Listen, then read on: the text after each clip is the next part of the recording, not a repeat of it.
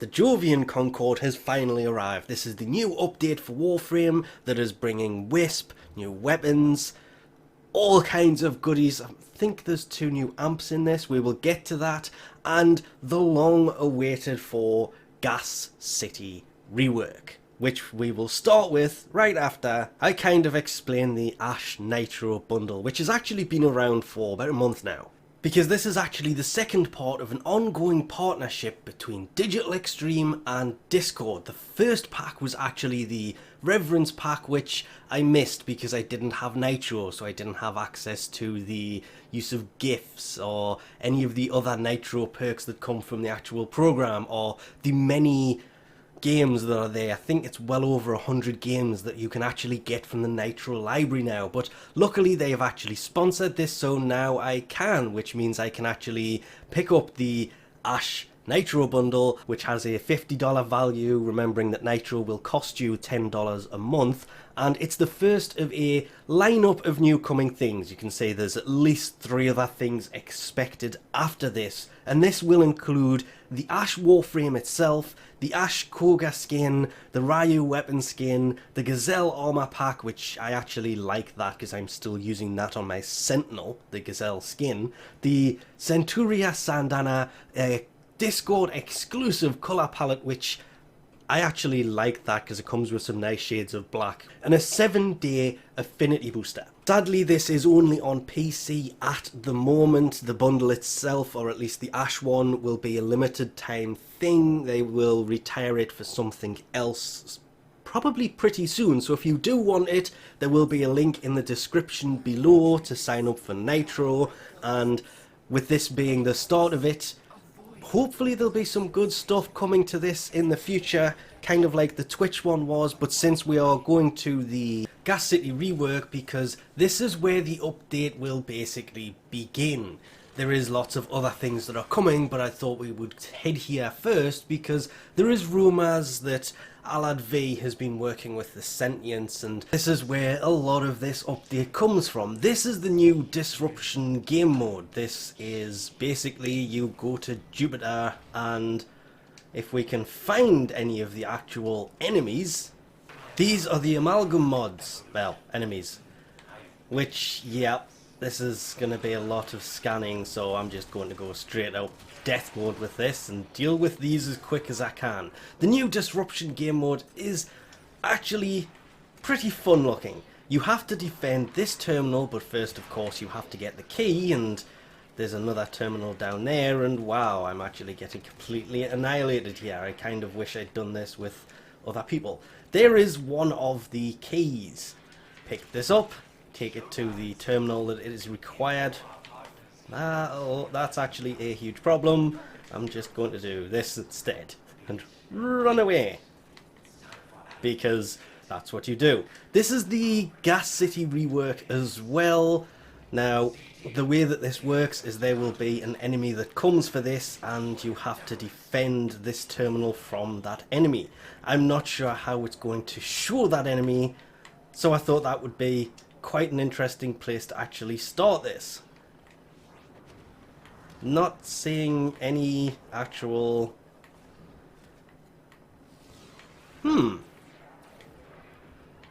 There's another key, so you can actually activate multiples of these, but you're supposed to defend this against one enemy. It makes a noise, and you will see it coming. It'll also be glowing red. Or it was before this update actually landed. Now this is an interesting game mode because there he is. That was actually completed. I did not expect that to complete.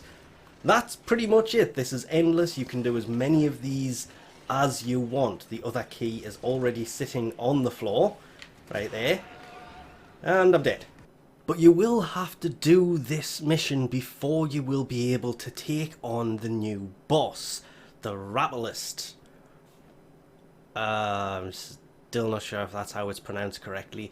But this, well, let's just jump straight in and see how bad this is going to actually be, shall we? And I'm not going to get too much into this actual boss battle because, yeah, I'll admit it actually took me a bit too long, and it wasn't until a certain part of it that I realised when they mentioned it has shields, that it's, so you take this thing down like you do an Eidolon. You need your operator to become a warrior operator so you can take them down. That's pretty much the only way you could take out this boss. You need to take its shields off, and then, well, didn't really get much further than that, because doing this solo without having any idea what I was doing, you can imagine how this ended. Well, it did, very abruptly. There is also this rumba that is just above here. This thing costs 100 platinum to have a rumba that goes around your landing craft. It's nothing more than a decoration that moves and doesn't happen to zoom in. You will also notice the new UI for actual anything, really, which I'm really kind of liking. But this thing, well, let's just pick one of these up. There goes all my platinum, and place it on the floor. I don't want to put it up here. Go on. There it goes. And it has no skin. Why does it have no skin? Oh no, there it goes. Literally, it's a little robot that wanders around your landing craft just doing kind of random nothingness. And it's amazing how many... Why did the Kubro just stand up from there and go over there? It will just wander around and do absolutely... Well, it's kind of doing it. There is Nyx's deluxe skin that comes with, and mind you, I love this one, the Hecatman shotgun skin that will actually go onto the Tigress, and as far as I can tell, any shotgun. There is a Sandana, but more importantly, spinning around in the middle here is Nyx herself, and honestly, the Sandana looks really nice, Nyx looks ridiculously nice, and this makes me want to start using Nyx more than I have, because I haven't really used her in a long time, because they made some changes to her that went against the way that I had her built.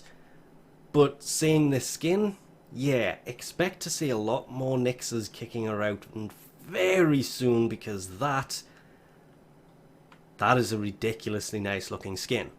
There is also the removal of the Dragon mod pack, the Eagle mod pack, the Falcon mod pack, the Hawk mod pack, and the Phoenix mod pack. Basically the random mod packs. These are no longer available. And it has been replaced with the Essential mods packs. You have the Essential base mods that basically has Serration, Point Blank. These are just the damage mods, as well as some Endo and... oh, the return of buying credits with platinum. Really hoping that this will give you platinum, but by purchasing this you can directly exchange 25 platinum for 50,000 credits. Remembering these are for people who are just starting to play the game, and this will actually make things fairly easy to do and to get. There is the base cold mods for rifle, shotgun, melee, pistol. I'm assuming crit, similar thing. Point strike, blunderbuss, pistol gambit, organ shatter, they all seem to have these at the bottom. Electrical is going to be the same as the ice. Heat, none of the rare mods though, which is kind of weird. I was expecting the dual stance ones to make an appearance with these. There are of course 3 new weapons, the first of which is the secondary that shoots fully automatic ricocheting homing projectiles. They're release small, it's like a torrid that seeks the enemies, or the alternate fire that will just emit the entire clip at once without the homing effect. I do like the fact that, and I'm guessing on this one, the crafting requirements, I'm hoping that is the crafting requirements to build it, not to research it. It does say crafted, it does say where you have to go to get this, and it does say in here crafting requirements, which makes this a great segue to the Hexanon, which is a new resource that will drop from the Gas City rework. There is also the big primary weapon for this, which is a sniper based, and I do love the UI for this because you can see the weapons so much better here than you could before. Same as Ash in his skin there, looking pretty nice.